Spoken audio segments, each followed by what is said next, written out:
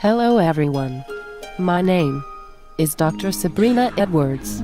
Welcome to the 2012 National Association of Independent Colleges and Universities Summer Conference. This year the conference is very important to us because independent colleges and universities have faced a crisis due to the increase of tuition at most of our universities and the inability for a lot of students to pay. Today I will have board members, Dr. Latrice James, Dr. Melissa Jennings, Dr. Jennifer Castellanos, and Dr. Ani Poe, representing Nova Southeastern University, here to discuss the areas of federal states policies, satisfactory academic progress, funding opportunities, and college planning. Before we get started, I would like to acknowledge Congressman David Escobar, who will be sitting in on the conference. Before I have the other members come forward and present, I will give a presentation on increasing tuition rates, college access, and affordability. Thank you. Current trends continue in the cost of tuition. By 2034, you could pay about $500,000 on your education. And I'm talking about an undergraduate degree. This does not include a graduate degree. Student borrowing has more than doubled in the last decade, and students from lower-income families, on average, get smaller grants from the colleges they attend than students from more affluent families. Institute for Higher Education Policy 2000. The policy of choice, expanding student options in higher education, found patterns of enrollment have changed over the 10-year period 1989 to 90 to 1999 to 2000. Among traditional freshmen, the proportion of low-income freshmen decreased at most types of four-year institutions, but increased at two-year institutions. Higher-income students decreased at less selective four-year and proprietary institutions, and increased at both public two-year and more selective doctoral-level four-year institutions. The percentages of students receiving institutional aid and loan aid were tied more closely with type of institution than to family income. Hi everyone, this is Melissa Jennings, and my part of the presentation is on financial preparation for college. And basically what I'll be talking to you about is how you can prepare so that financial aid will be your last resort, basically. I did a little funny thing where I found online there's like a cost estimator, and I have a son who's 6. So what I did was I said that my child has 12 years until college, because he'll be in first grade this year. He'll attend for 4 years, just a regular bachelor's degree, and let's say he went somewhere that was $25,000. They estimate that the price of his education for that time will be $220,000 just for a bachelor's degree. We have a lot of state schools here in Pennsylvania that are cheaper, but the average price is about $25,000 a year with room and board. And of course there's a lot of factors that go into that, but I thought that that number was astronomical and very sobering. And the way that I can save would be to save $800 a month until he goes to college, so for 12 years, and that would help with that cost. Basically, when you're looking at a school, price is always dependent upon, is it a private school or is it a public school? You know, is it in-state tuition? Are you a resident versus out-of-state tuition? I pay out-of-state tuition for Nova because I live here in Pennsylvania, so you know, I do pay more.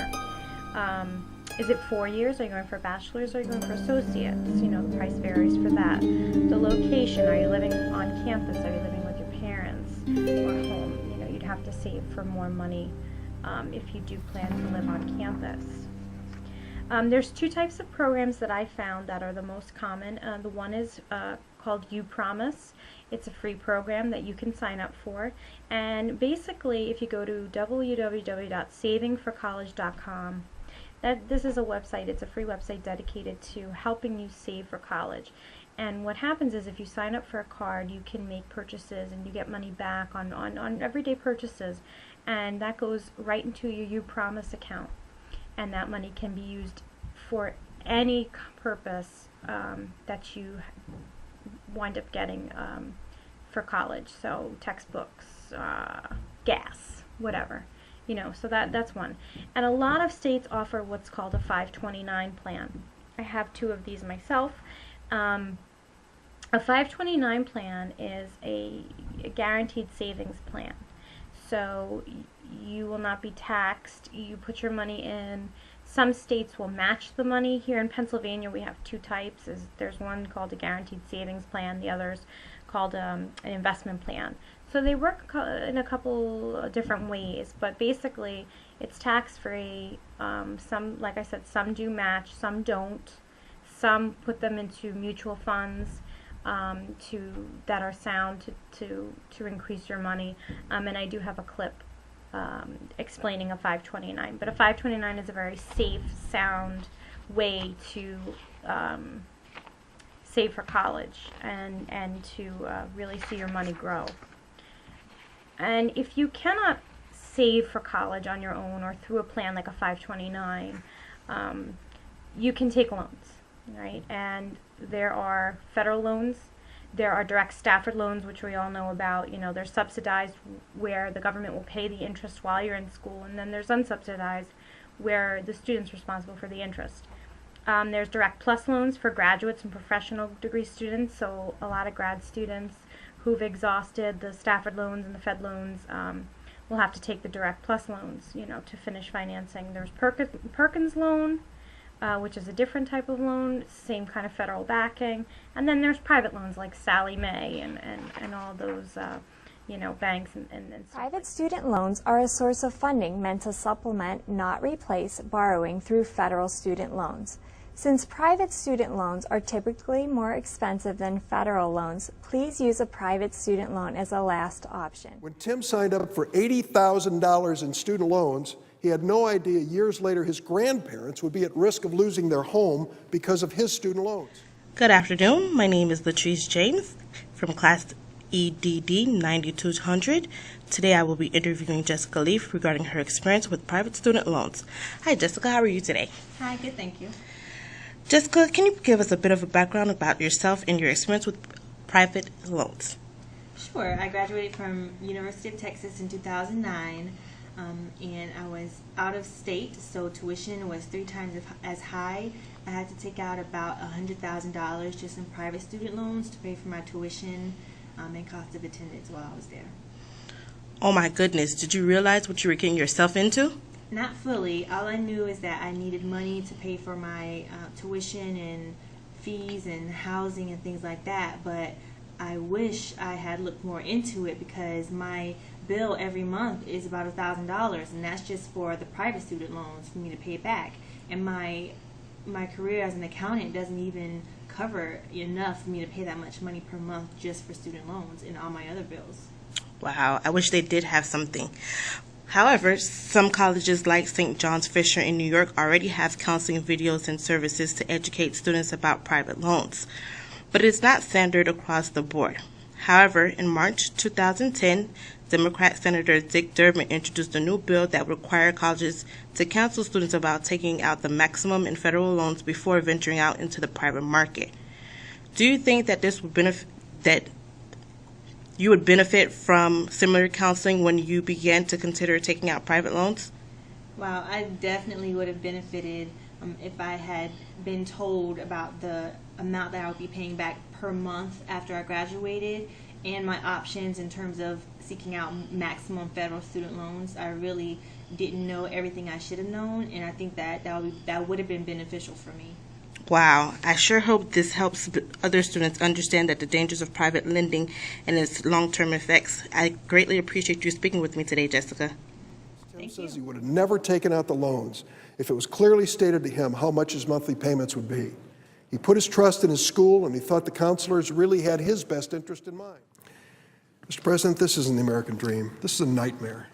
Barack Obama elaborated more on what his proposal is for U.S. colleges. And, during his State of the Union, he mentioned that he's planning on yanking federal aid out of universities that fail to keep tuition costs low. And I said, well, that's kind of counterproductive, because part of the reason why they're increasing tuition is because of the fact that there is less state funding for these institutions, right? So taking federal funding away from these colleges is a disastrous idea. Hi, my name is Jennifer Castellanos. I'm a Special Projects Manager at Nova Southeastern University. I'm here to talk to you about higher education reform, specifically policies and incentives that President Obama is currently putting into place. President Obama has said that a world-class education is the single most important factor in determining whether we can compete with other countries. He's noted that business leaders understand that in the area of education we need to step up our game. That's why he is committed to putting together an outstanding education within reach of every child. President Obama is committed to helping ensure that America regains their position and graduates the highest proportion of students in the world by the year 2020. In order to do this, he's increasing financial aid programs radically. He's committed $30 billion to college access and affordability. He's committed $40 billion in additional Pell Grant funding, $2 billion to develop, improve, and provide education and career development. He's also expanding the pay-as-you-earn income-based repayment programs. President Obama has said, though, that it's not enough to increase student aid. States need to do their part and make higher education a priority in their budgets, and higher education institutions need to make sure that they keep tuition costs low. That's why the maintenance of effort reforms from 2008 are really worthwhile, because they provide they establish the minimum funding thresholds that states must meet in order to be able to receive federal funding. This helps to ensure that the colleges and universities are doing their part by providing quality education. States are doing their part by providing funding for higher education. It provides a more transparent system. This is a benefit to the students, to the parents, to the taxpayers. It's just, in general, it's a good thing. President Obama, in order to maintain tuition rates and to focus on the quality of education and also the cost of education, he is offering incentives in the amount of $10 billion for tuition, value, and also service to low-income students. He's offering $1 billion in competitive race to the top, which is also based on cost and value. $55 million has been committed to higher education breakthroughs. College scorecards are being used to focus on the cost of education so that parents and students are aware of the cost, the graduation rates, and also the potential earnings after graduation.